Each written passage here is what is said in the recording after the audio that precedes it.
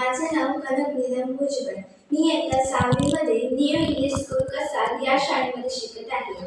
मी आज एज्युकेशन मराठी आयोजित महाराष्ट्र गौरव ऑनलाईन वक्तृत्व स्पर्धेमध्ये सहभागी होत आहे. माझा विषय आहे मोबाईलचे फायदे व तोटे. मोबाईल हे विज्ञान आणि तंत्रज्ञानाचे एक उत्पादन आहे. आजच्या आधुनिक काळामध्ये मोबाईलने अनेक क्रांती घडवली आहे. पण मोबाईलचा जसा चांगला उपयोग करता येतो तसाच दुरुपयोग सुद्धा आहे. काही वाईट वृत्तीचे लोक मोबाईलने लोकांची माहिती चोरून हॅकिंग करतात व ती माहिती वाईट कामांसाठी वापरतात. तर काही लोकांचे अकाउंट ब्लॉक करून त्यातून पैसे काढतात. मात्र मोबाईल हा दुरुपयोगी आहे, पण त्याचा सदुपयोग कसा करतात हे त्यांना ठाऊकच नाहीये.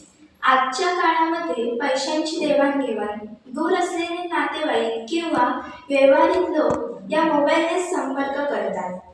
शाळेतील मुलांना नवनवीन माहिती ही मोबाईलमुळेच मिळते.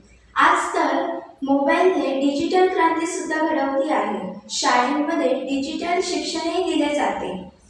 पण काही लोक या डिजिटल शिक्षणाचा उपयोग न करता वाईट उपयोग करत आहेत. शास्त्रज्ञांचे असे म्हणणे आहे की मोबाईलमधून निघणाऱ्या रेडिएशन या आत्मघाती रेषांमुळे अनेक हजारो पक्षी त्यांचे जीवन धोक्यात घालत आहेत. मोबाईलच्या टॉवरमधून निघणाऱ्या आत्मघाती सिग्नलमुळे चिमणी हा पक्षी नामशेष देखील होत आहे.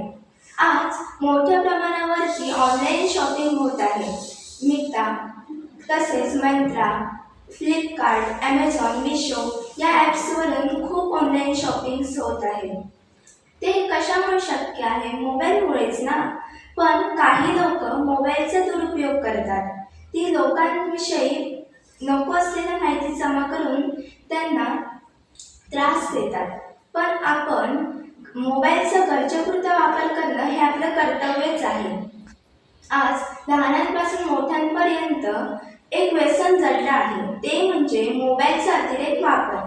आपण सोशल मीडिया, इंस्टाग्राम किंवा फेसबुकवरती अनेक व्हिडिओ पाहतो. त्यामध्ये लहान मुलं खूप मोबाईल पाहत असतात.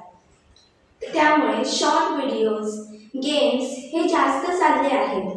त्यामुळे लहान मुलांचे तसेच मोठ्यांचे डोळे दुखणे, डोळे चुरचुरणे किंवा डोकेदुखी यासारख्या समस्या निर्माण झाल्या आहेत. तर आपण मोबाईलचा गरजेपुरता वापर करणं हे आपलं कर्तव्य आहे. धन्यवाद.